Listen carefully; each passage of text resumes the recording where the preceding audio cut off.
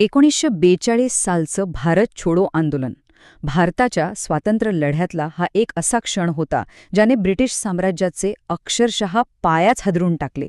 चला, आज याच आंदोलनाबद्दल आपण सविस्तर बोलूया. करो या मरो हा फक्त एक नारा नव्हता, हे लक्षात घ्या. महात्मा गांधींनी दिलेला हा एक मंत्र होता, एक असा आवाज जो करोडो भारतीयांच्या मनात घुमत होता. स्वातंत्र्यासाठी आसुसलेल्या लोकांचा तो हुंकार होता. आणि खरंच या एका मंत्राने संपूर्ण देशाला एकाच ध्येयासाठी पेटवून दिलं.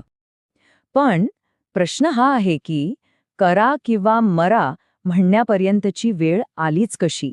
ही काही एका रात्रीत घडलेली गोष्ट नव्हती, नाही. यामागे अनेक वर्षांचा संघर्ष होता, निराशा होती. तर मग चला समजून घेऊया की गांधीजींना इतकं टोकाचं पाऊल का उचलावं लागलं. तर या सगळ्याची पार्श्वभूमी होती दुसऱ्या महायुद्धाची. विचार करा, जगभरात युद्ध पेटलं होतं आणि ब्रिटनची अवस्था खूपच नाजूक झाली होती. त्यांना हे युद्ध जिंकण्यासाठी भारताच्या मदतीची प्रचंड गरज होती. मग ती मदत सैनिकांची असो किंवा इथल्या संसाधनांची. आता हीच संधी होती. भारतीय नेत्यांनी ब्रिटिशांच्या याच गरजेचा फायदा उचलला आणि स्वातंत्र्यासाठी दबाव वाढवायला सुरुवात केली. पण नेहमीप्रमाणेच ब्रिटिशांनी जे काही प्रस्ताव दिले ते अगदीच अपुरे होते, पोकळ होते. भारतीयांचं सहकार्य मिळवण्यासाठी ब्रिटिशांनी 2 मोठे प्रयत्न केले हे आपल्याला दिसतं. पहिला होता 1940 मधला ऑगस्ट प्रस्ताव आणि त्यानंतर बरोबर 2 वर्षांनी आला 1942 मध्ये क्रिप्स मिशन. पण गंमत म्हणजे हे दोन्ही प्रयत्न सपशेल फसले. बरं, आता हा जो ऑगस्ट प्रस्ताव होता तो वरवर पाहता तसा बरा वाटत होता. त्यात काही आश्वासनं होती. पण त्यात 2 मोठ्या मेखा होत्या, 2 मोठ्या अडचणी. पहिली होती वसाहतीचं स्वराज्य आणि दुसरी, जी जास्त धोकादायक होती, ती म्हणजे अल्पसंख्याकांच्या संमतीशिवाय सत्तांतर नाही, ही अट. आता वसाहतीचं स्वराज्य म्हणजे काय? तर याचा सरळ अर्थ होता की हे काही पूर्ण स्वातंत्र्य वगैरे नव्हतं. म्हणजे भारताचा कारभार भारतीयांनी पाहावा, पण जो अंतिम रिमोट कंट्रोल आहे, जी अंतिम सत्ता आहे, ती राहणार ब्रिटिशांच्याच हातात.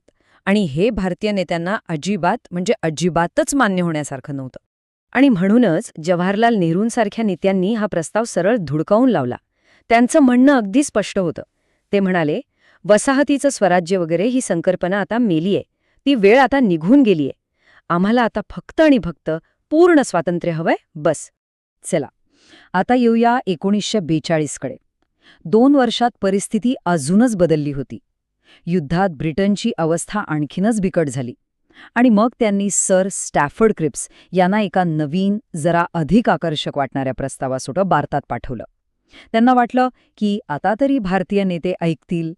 क्रिप्स मिशनमध्ये वरकरणी काही गोष्टी नवीन होत्या, हो, पण मूळ समस्या तीच होती, ती काही बदलली नाही.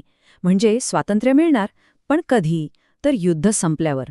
आणि सगळ्यात धोकादायक म्हणजे यात एक नवीन ओढ होती की प्रांतांना वाटलं तर ते भारतीय संघराज्यातून बाहेर पडू शकतात. म्हणजे सरळ भारताच्या फाळणीची तरतूद होती. म्हणजे बघा, इथं तिढा कसा निर्माण झाला होता. एका बाजूला ब्रिटिश होते, जे स्वातंत्र्य द्यायला तयार होते, पण तेही उशिरा आणि तुकड्यांमध्ये विभागलेलं. आणि दुसऱ्या बाजूला होते भारतीय नेते, ज्यांची मागणी अगदी स्पष्ट होती, आम्हाला आत्ताच्या आत्ता सत्तांतर हवंय आणि एकच संध अखंड भारत हवाय. आणि याच क्रिप्स मिशनबद्दल गांधीजींचं ते प्रसिद्ध वाक्य आहे, एका बुडत्या बँकेचा पुढील तारखेचा चेक. काय जबरदस्त वाक्य आहे. ह्या एका वाक्यात त्यांनी ब्रिटिशांच्या आश्वासनांवरचा सगळा अविश्वास व्यक्त केला.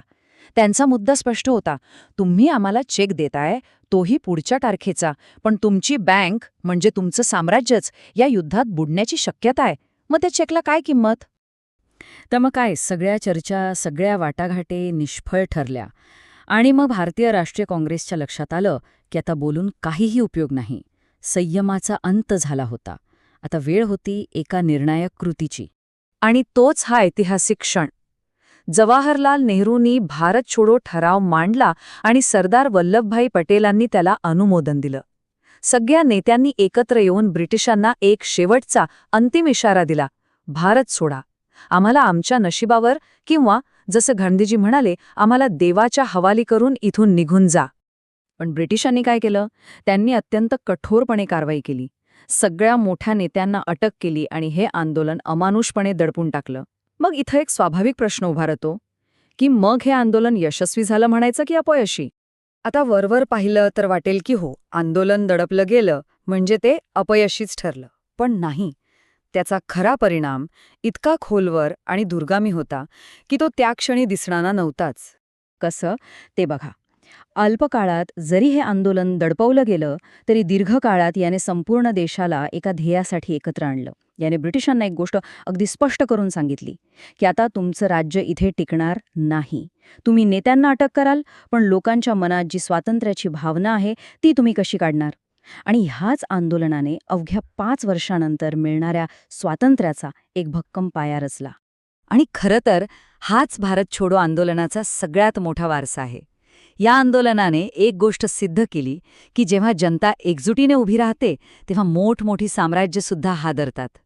ही एक अशी शक्तिशाली आठवण आहे जी आपल्याला सांगते की जेव्हा एखादं राष्ट्र स्वतःचं नशीब घडवण्यासाठी एकत्र येतं तेव्हा त्यांना जगातली कोणतीही ताकद रोखू शकत नाही.